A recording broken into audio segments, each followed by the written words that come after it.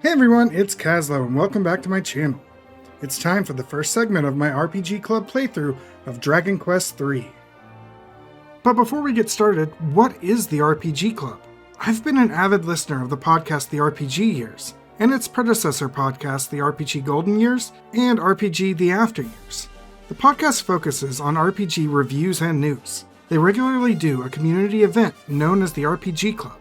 Imagine a book club, but for RPGs. They break up a community-chosen RPG into digestible chunks, usually about 5 hours, and discuss those segments every 2 weeks like a book club. If you want to check out the RPG Years, you can find a link in the description below. Dragon Quest III is the traditional JRPG, with an overworld, turn-based battles, and random encounters. Spells are learned by leveling up and new equipment bought at stores. But there are 2 big changes from previous Dragon Quest games. First is a customizable class system for your non-hero characters. This is accomplished by hiring new party members at the starting town's tavern. The second is the personality system, where characters are assigned a personality that guides their stat growth and can be influenced and changed through gear. The story opens with the hero walking up to a cliff overlooking a large waterfall, where a virtuous voice asks the hero questions to determine their personality in the game. Questions like, is lying always wrong? Or should you follow immoral orders from a superior? From there, the hero is awoken by their mother and directs you to the castle to meet with the king. The hero is setting off on an adventure to stop the evil Baramos. The hero's father, the great warrior Ortega, had previously attempted this, but has not been heard from for years.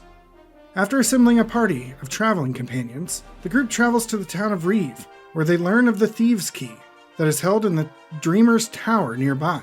But to access the tower, the group has to travel through a secret entrance in the forest to the south. Climbing to the top of Dreamer's Tower, the group meets an old man who hands over the Thieves' Key, allowing the party to unlock sealed red doors. Returning to Reeve, this new key allows us to unlock a house where an old inventor has been awaiting the hero's arrival.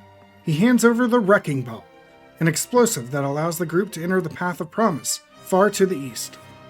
After busting their way into the Path of Promise, the group navigates the underground labyrinth until they arrive at a teleporter, which delivers them to a new continent, outside the Kingdom of Romeria. Meeting with the King of Romeria, the group learns that the bandit Robin Hood has stolen the king's crown and is holed up in Skyfell Tower to the west.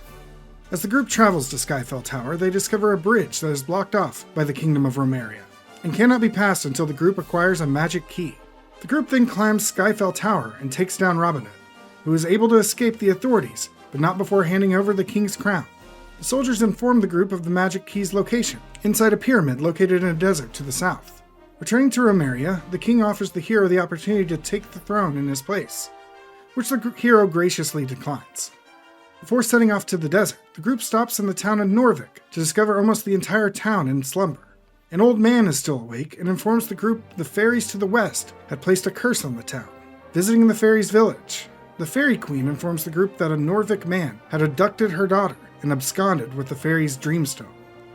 In the nearby underground lake, the group finds the missing dreamstone and a letter from the fairy princess, informing her mother that she and her Norvik lover had come to this lake with the intention of drowning themselves instead of living in a world where they couldn't be together. Returning to the fairy queen, the group delivers this final message and the dreamstone, which leads to the queen lifting the curse on Norvik. In Norvik, an awoken soldier tells the group that the magic key is in Asham, which is southeast of Romeria. And that's it for this segment of Dragon Quest III. Dragon Quest really is JRPG comfort food. It can be really rewarding just exploring towns and dungeons for loot and grinding out money and levels. I also appreciate the difficulty isn't toned down in the remake, as there were several times where it felt like I might not make it traveling to the next town.